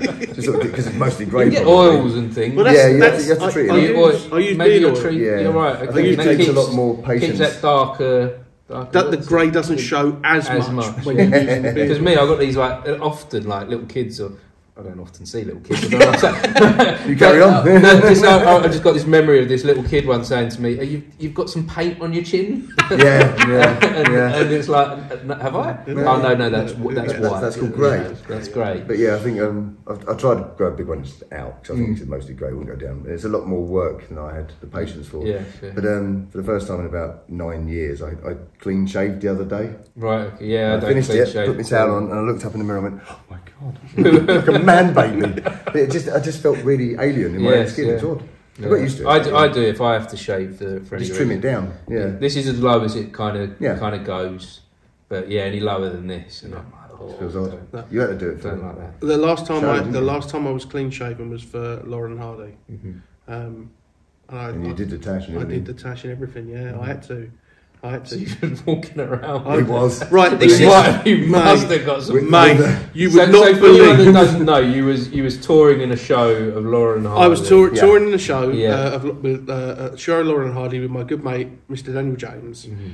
We did a So tour. I keep pestering to come on this. Is by the way. he not? Lovely guy. He's not. Give yeah. him a poke. Yeah, He just give him a he's got poke a big for me. beard. Yeah, he needs a hug. Because he'd be so funny. He would be great. He'd be He's got a great. big beard now, hasn't He has got a big Yeah. bushy Yeah. beard. Big bushy beard. Big bushy beard. Yeah. But yeah, so we were doing a tour of Lauren Hardy across the UK, and it was myself and Dan, our light and sound guy, and director. Yeah. Just the four of us. So we had Phil Dole directed that. no, Phil Dale produced it. Produced it, Lucy right. directed it. Oh, okay. So we had a Luton van with all the set in it, and a car for the other two, and we drive around in convoy all over the UK. So a lot of times we'd get to somewhere, we'd set up, do a tech run just to make sure everything's as it should be, do the show, pack it up, inevitably straight in the van to either a hotel or to somewhere near the next venue to set up for the next day. Because it was like 14 shows, 14 nights, so it was like consecutive all the way through. So oftentimes, 2-3 o'clock in the morning, we're pulling into a service station to grab a cup of coffee and have a wee, do you know what I mean? Now, out of context, the moustache that Oliver Hardy wears can be misstrued For a different type moustache. of small moustache just under the lip. Yeah. If you're walking around in a suit with a bowler hat, everyone goes, he looks like Oliver Hardy. Yeah. When you're walking Take the hat around, off. take the hat off, Yes. and you're in normal clothes, and you're just sitting in a service station drinking a cup of coffee, everybody goes, "There's a bloke over there looks like Hitler. Is that normal? I don't know. Is that right?"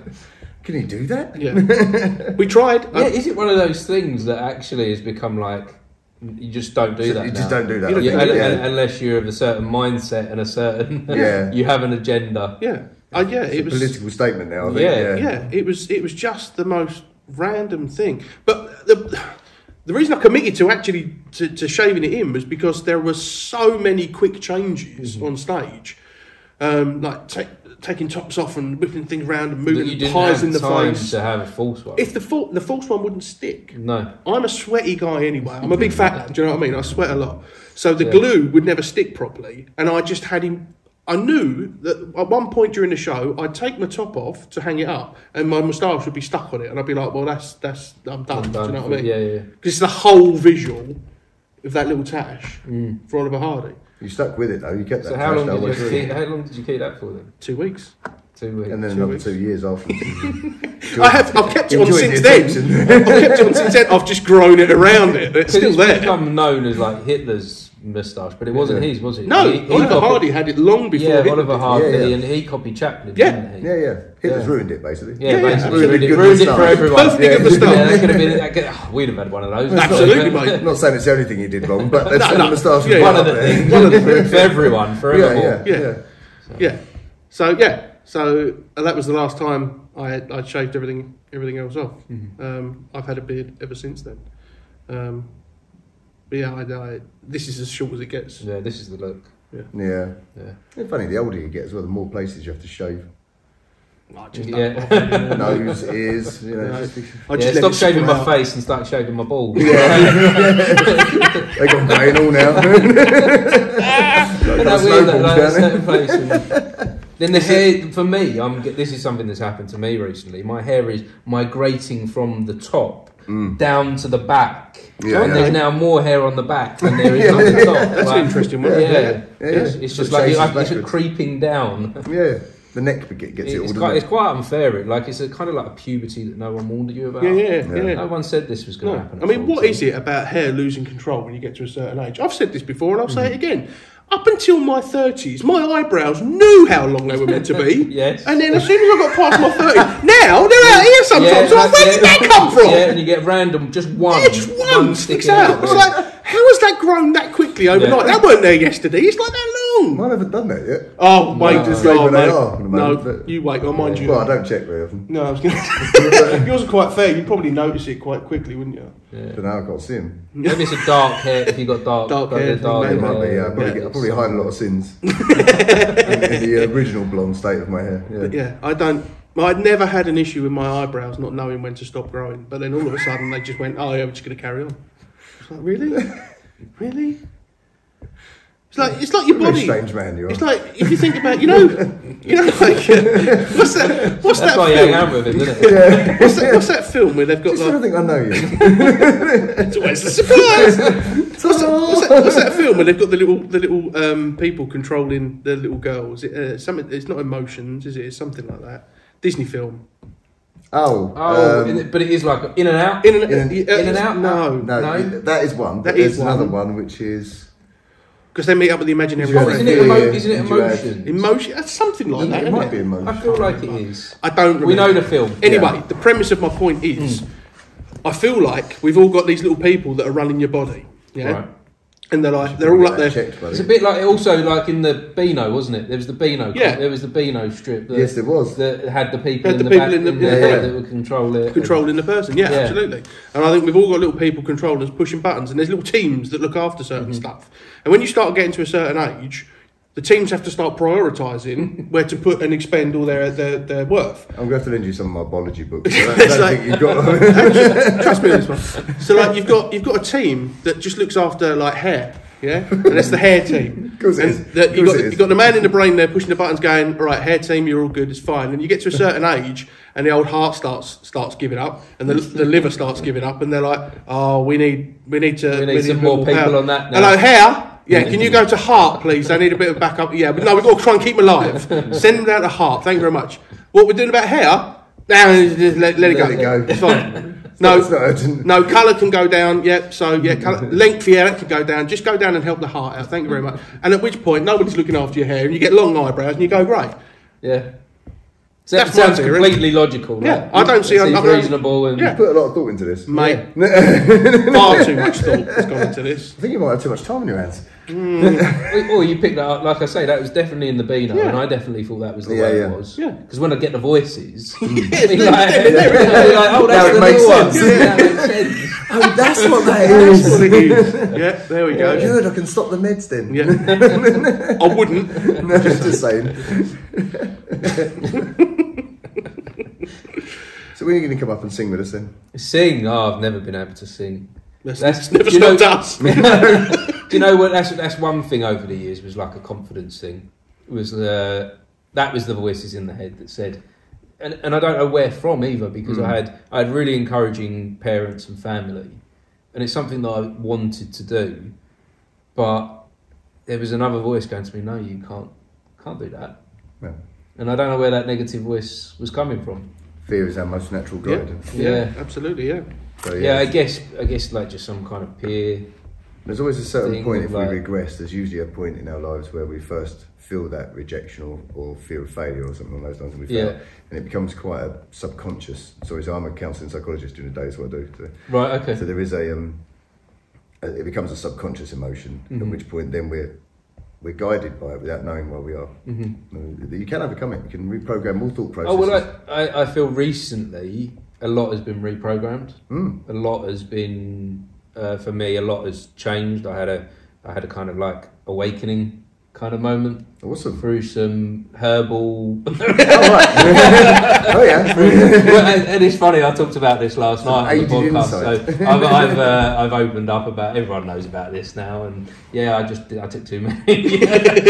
I had too much edible marijuana. Yeah. I had far too much, and I went on a journey. Yeah. And I've come out the other side of it feeling like my brain has been rewired. Yeah. And those things that I was fearful of before, I'm not necessarily fearful of anymore. I feel like a new. Yeah. I feel refreshed. Just to clarify, we're not advising No. as a medicinal... And when I went through this on my previous episode, and I did the whole story, like I've gone through like that, this whole journey. So I'm just summarising at the moment, but it did start off in a very bad way. Of course it does. Yeah. It started off when I took the edible marijuana and didn't realise how much I'd take. I took about 50 doses. Oh my God. It was basically, you know, a fruit winder. The whole cake? No, you know like what fruit winder is? Yeah, the sweet. And basically it was supposed to like be cut up 50 times. Right. Oh, and you ate the whole thing. And I just had the whole thing in one go. Oh. Yeah. And at what point did you realise? Fully understood. Fully understood. Like the next day when I started looking into it, I was like, I didn't know that could happen. I didn't know that was possible. Is there something wrong with me? And like, am I fucked up? Did I have a reaction? Did I have a reaction or something? And then I looked into it, and it was because it had been a present. Someone had sent it as a gift. At the time, my wife was on cancer treatment, and that was the only thing that was helping with pain relief. Was edible marijuana. And that day, I'd been doing some digging in the garden, and I got a spade, and I put it in the ground, and I shook. You know, like a cartoon character, when they go ding, ding, ding, like that. And I'd done this damage in the back of my neck, and I was like, I took some paracetamol, ibuprofen, took some tramadol as well, and it just wasn't touching this pain. I was like, I know what, I'm gonna have some of that fruit winder. And I basically just thought, you know what, like it really hurts, and I'd just rather just like chill out tonight. Like I thought I was having like double dose, but I had the whole thing, and it was quite late in the evening. And my daughter's like upstairs watching Grease 2, and she's this is the first time she's watched it, and she's quite enjoying watching it. And I went up there and I watched Grease 2 with her, and I was like, this is the best film ever. that's when you knew something was wrong. And I knew and I was singing along with her. We was having a great time, and then my wife shouted up the stairs like, shut up, like, because it's in the middle of the night and we've got neighbours. And like, she's like, you cannot be this loud, and instantly it just sent me on a downward spiral. And I went into like a dark place, and I went downstairs and I was moody, and I looked at my dog and he's old, and I looked at him and I was like, he's going to die one day, and I'm not going to be able to handle that. And I started getting these thoughts of death, and I've been bothered by death as well, like with my wife being ill. Cool. It had been like death had been like hovering over me and constantly on my mind, and then I looked at her and I was like, she's dying. Like, literally looks like she's dying. Shit, death. Shit, my kids are going to die. And then as soon as that one came in, I was like, I had these feelings of like dealing with their death. And I was like, well, I'd better die now. I'd better go. Yeah, before it all happens. Yeah, before, like, that is the only option. Yeah. And like, and that's why I say to anyone, like, when I tell this story, is like, make sure you're in a safe environment. Make sure you realise that you could go somewhere very, very dark first. And if I hadn't had people around me, or if I didn't get people around me, I went up into the shower to try and chill out, and I was melting in the mirror. And I got my phone, and it was like 1-2 o'clock in the morning. I ring my mum, and I'm like, Mum, I've done too many drugs. I'm like nearly 40, and my mum's in her 70s. What do I do? She's like, what? And I'm like, yeah, I've done too many drugs. But I knew that I'd be safe with them. Yeah. I knew that they'd look after me. Yeah. And I'm assuming they did. Yeah, they did. Yeah, my dad heard about me saying about also trying to kill myself, and so his initial reaction was hospital. Yeah, I went to the hospital, and the bright lights kind of woke me up a little bit and took me out of that negative state. And then I went back to their house and went to my old bedroom when I was a teenager and went on a journey and went with a guide and went to another realm, and woke up the next day completely refreshed and rewired. That's the only way I can put it. Like whole new outlook. Whole new, everything. It was like being like born again. Like yes, I still had the same problems, but I had a new opportunity to deal with everything. Yeah. And a fresh take. Well, you change your perception, don't you? So basically, what you'd done that night, maybe not yourself physically, but you'd face death, the thought of everybody's death. Yeah. And that is terrifying and horrible, especially out of context when you're children, it's out of the natural order. You faced all of that, nothing else seems as bad anymore. Yeah. Nothing's as bad as that, is it? So, and that night, that journey, like, if I told you about the whole journey, it lasts we talk about it for like 100 years, so much happened to me that night. Time was different, and I had this guy that we assessed things with, and we talked through pretty much every question I could ever come up with. We went through it. We went through the back catalogue. Yeah. The back catalogue of questions I've ever had. Basically. And questions going forward as well. And there was a point where he's like, right, now you've got to jump. Now you've got to make a choice to either stay like that or jump into the next and into the abyss. And I was like, what is that, death? Am I dying? He's like, I can't tell you, but you've got to go. And then I felt this resounding cheering me on. You know when you get clapped on a stage? Yeah. You know, you don't just hear that, you feel it. Yeah. I was getting that feeling. And then, I woke up the next day. And like you say, I dealt with all them. I dealt with the worst. Yeah. I dealt with all the worst things that can happen to me, including... So my children dying and including me dying. Yeah, you processed all the loss, didn't you? Processed it all in one night by accident. Yeah. Anything else that happens from there on? Yeah. Cakewalk, Yeah, basically. It's a pitch from there, isn't it? It gives you a different perspective on. And that weight loss, that was on my shoulders had gone. You know, they talk about like the black dog that's... I felt like that. That's literally how I felt looking back. I felt like there was a cloud just like following me and hanging over me. It was getting heavier and heavier and heavier. How long ago was this? This was about 18 months ago. About 18 months ago. And so that sent me on a journey of then leaving my wife. I shouldn't laugh because she might watch. She might watch. How is your wife? Yeah, she's good now. She's always going to have... She's got a type of blood cancer that she's always going to have. And that's always going to be with her, but she's on medication to keep it like level. As stable as possible, So she can live a life, and things can be a struggle for her. But she's had 4 cancers in 10 years, and the cancer that she was having the chemotherapy for, that's all completely gone. Oh, that's great. Things are good there as well. We've got a really good, strong, healthy relationship. Because like I said, I didn't come out of it and like go, all problems are fixed. No. I just had a new mindset to deal with them and a fresh outtake, and that. I needed a break as well. I needed I'd done all this looking after her and looking after the children for so long. I needed a moment to like step away and to pause and to just, I didn't realise it at the time, but just do nothing. Yeah. Sometimes doing absolutely nothing is absolutely the best thing you can do. Mm-hmm. He lives by that. I swear by it, and it's not just because I'm lazy. Yeah. I am, Of course not. incredibly, Yeah. but it is. I strongly believe. Oftentimes you've had a stressful week at work. We've been gigging on a Saturday, and you get to Sunday, and I'm so drained, and I'll sit there. And I will unashamedly sit on the sofa in my pyjamas and put the telly on. He's and being just polite there. He's have a just cup of pants most of the tea. time. He doesn't even put pyjamas on. Just a cup of tea and just do nothing. Yeah. And Helen, bless her, oftentimes she's like, she'll join me on the sofa. She's like, I feel like we're wasting a day. I'm like, you're not wasting it. We're recharging. Yeah, if you don't stop and recharge, your battery will drain. And then when it comes to Monday, you're already on the back foot. You've got another week to get through. I believe in the pause so much, and that period of pause that I had lasted about 3 or 4 months, and I didn't even know I was doing it, and I didn't force it; it just happened.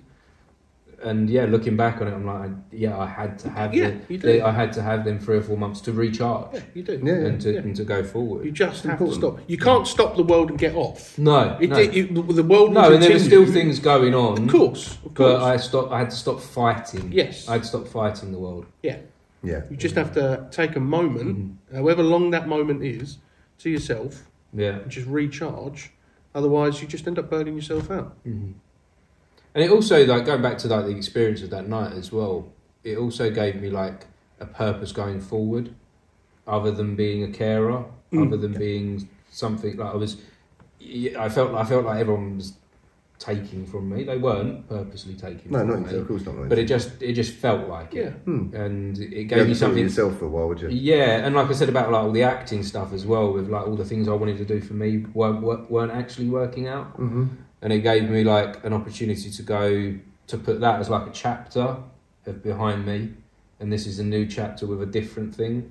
Moving forward from that, and I didn't kind of fully understand it until I started doing the podcast, and I don't really know where the podcast kind of come from as well.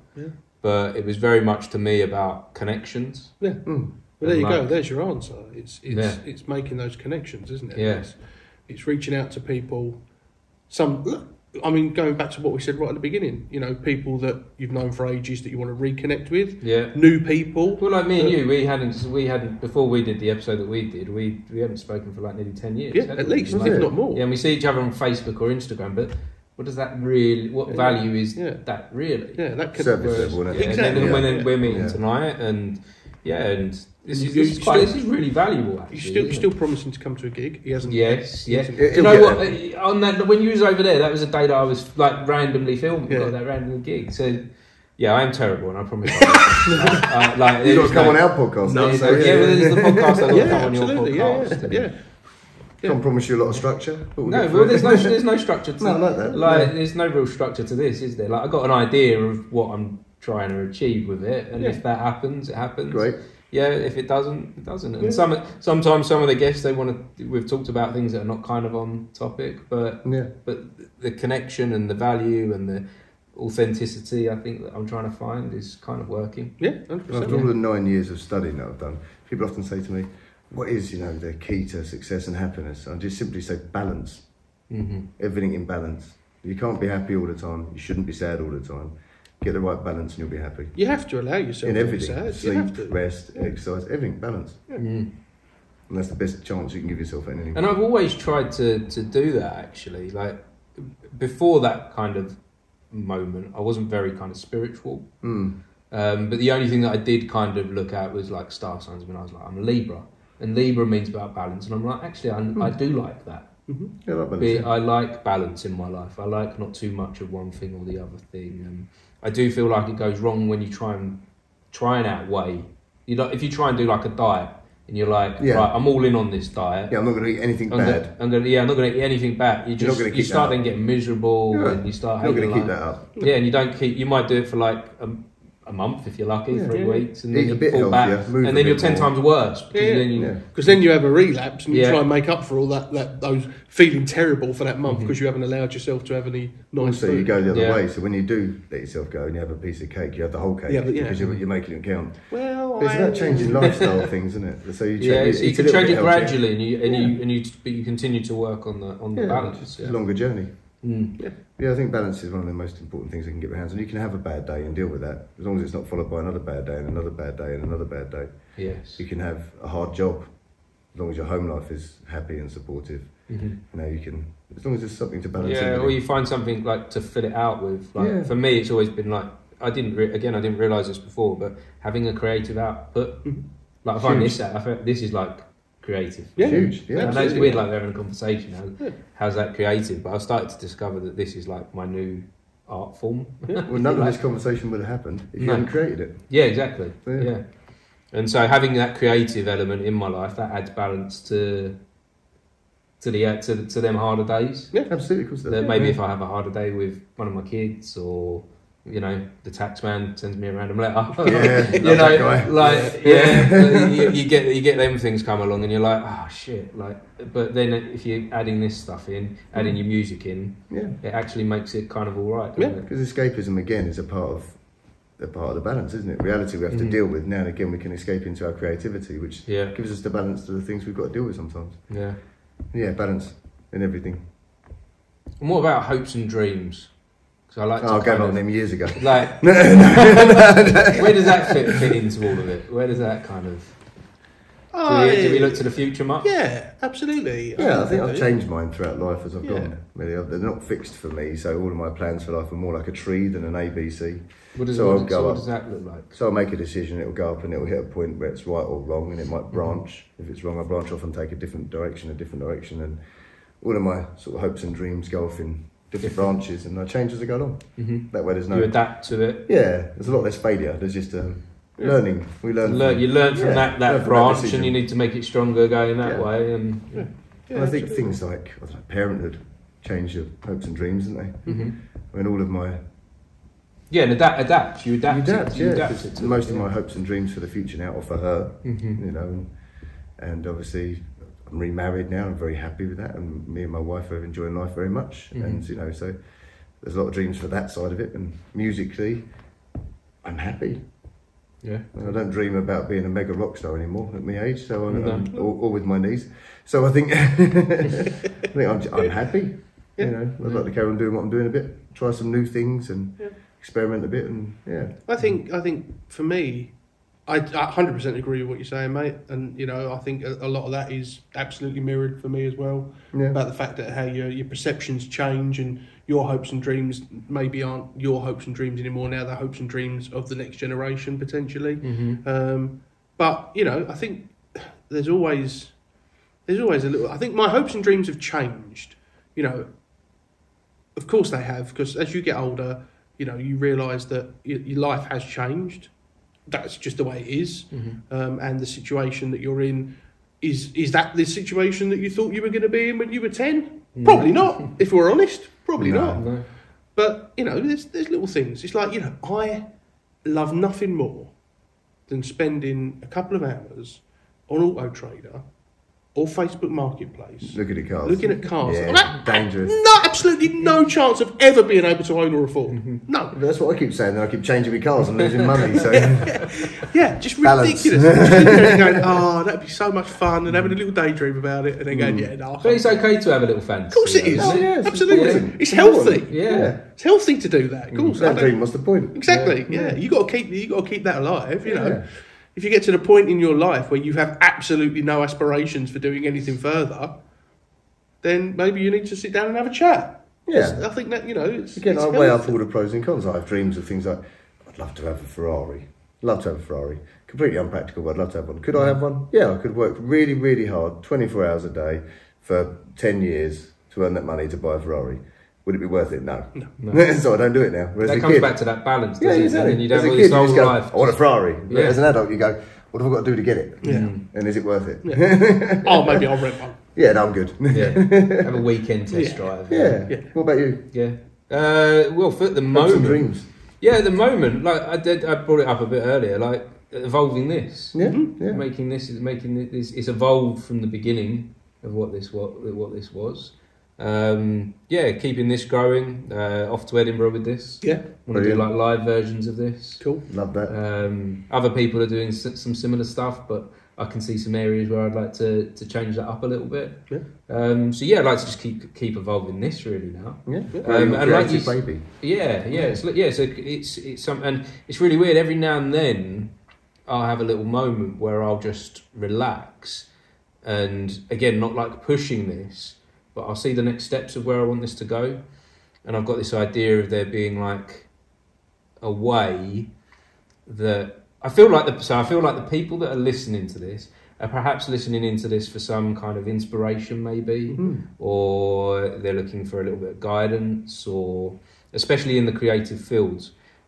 And I want to kind of find a way to connect maybe some of the guests with some individuals, and maybe create kind of like a mentorship, and not necessarily like a business. No, maybe as like in a charitable way. Yeah.